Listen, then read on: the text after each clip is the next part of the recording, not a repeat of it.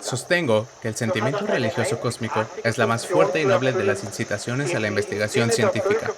Albert Einstein.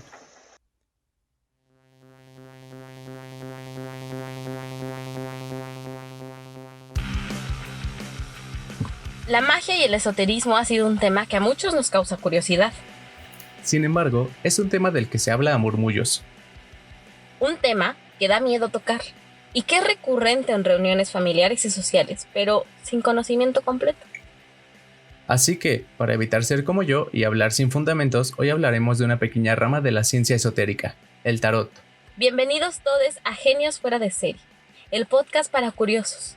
Pónganse cómodos y disfruten de esta experiencia mística.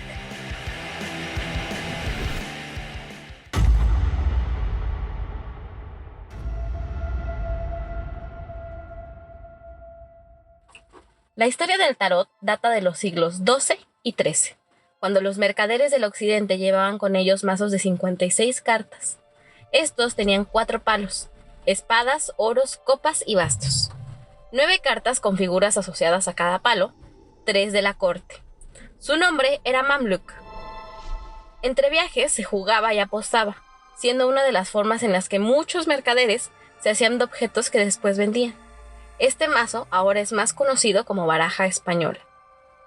En el siglo XV se añadió un quinto palo, los triunfos, 21 cartas que muestran escenas con personas u objetos, siendo los más poderosos de todo el mazo. Con esta incorporación nació el nombre del tarot en Francia y sus usos adivinatorios. Los usos adivinatorios tienen su origen en las reuniones sociales, en las que se extendían los 21 triunfos volteados y se invitaba a los asistentes de dicha reunión a elegir una de las cartas al azar. Según la carta elegida, dependía la personalidad de la persona y su destino.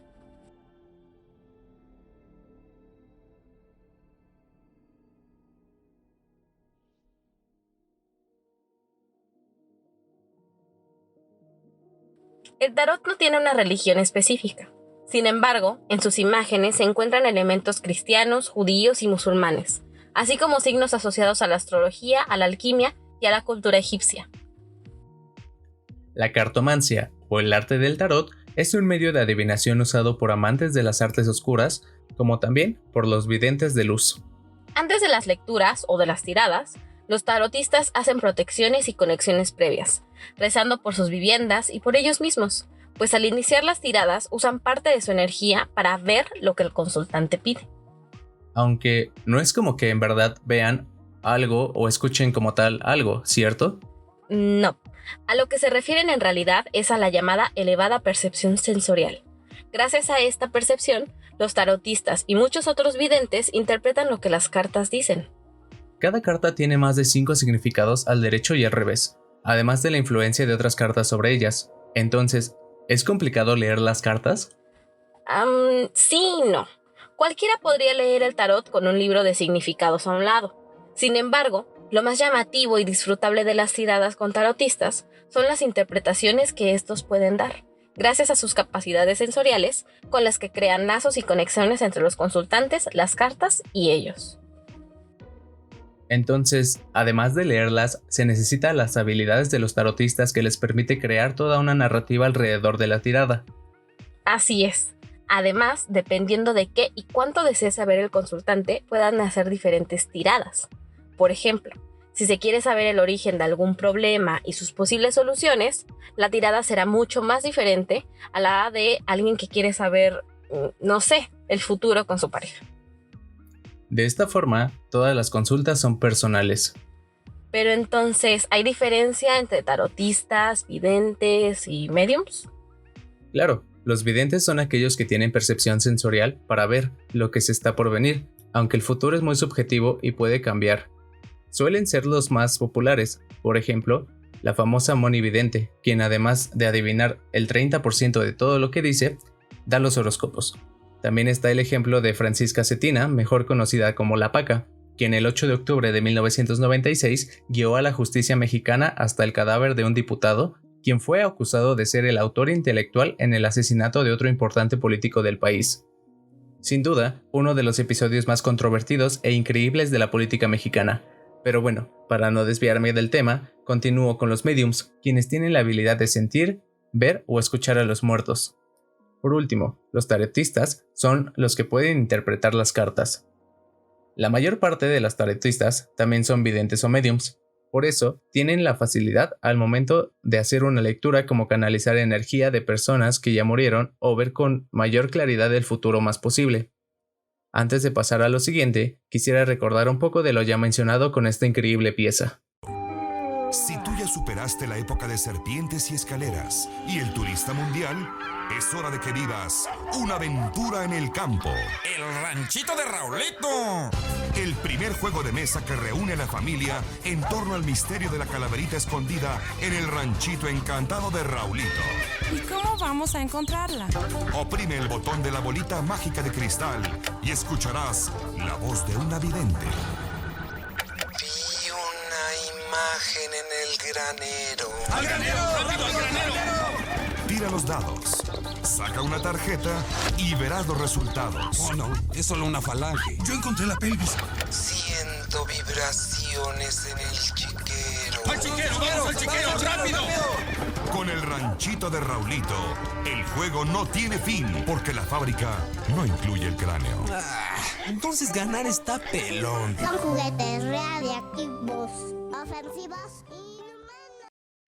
La semana pasada hicimos una dinámica en nuestras redes sociales, @geniosfueradeserie, en Facebook, Instagram y Twitter, para que ustedes, nuestros maravillosos escuchas, nos contaran sus experiencias con el tarot, videntes, mediums y con la magia en general. Al principio se vieron medio remilgosos y no nos mandaron mucho, pero después se les fue quitando la pena y nos enviaron historias muy buenas y muy interesantes. Hoy en el podcast vamos a contarles nuestras favoritas, para más tarde publicar el total de anécdotas en nuestro blog www.geniosfueradeserie.com para que se las chequen y se queden picados como nosotros leyéndola. @Nicomijo nos comparte esta historia y dice: Cuando tenía 8 años, acompañé a mi abuela con un medium, después del fallecimiento de mi abuelo. Ella estaba muy triste y sentía que mi abuela no podía descansar por su dolor. Recuerdo que ella dormía muy poco, le dolía la cabeza y se desmayaba. Entonces mi tía le recomendó ir con una medium. Ese día mi mamá tuvo que salir, así que mi abuela tuvo que cargar con su nieto, o sea yo. La medium era una mujer muy vieja. Llevaba muchos amuletos, collares, anillos con piedras, brazaletes hasta la mitad del brazo. Tintineaban cada que se movía. Sus ojos parecían tener una tela blancuzca. Sacó de unas bolsitas de tela varios péndulos, monedas y cuarzos, además de la gran baraja de tarot que tenía en la mesa. No recuerdo mucho, pero sin preguntar cómo era mi abuelo, la medium comenzó a describirlo.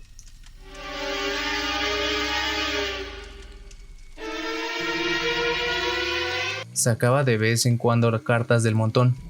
Con los ojos perdidos y con la voz profunda, comentaba situaciones que había vivido mi abuela y mi abuelo en su juventud. La mandíbula de mi abuela estaba casi en el piso de la impresión. Le dijo que mi abuelo podía descansar, pero seguía cuidándola en las noches que lloraba y que ella tenía una percepción psíquica un tanto sensible, sobre todo con él.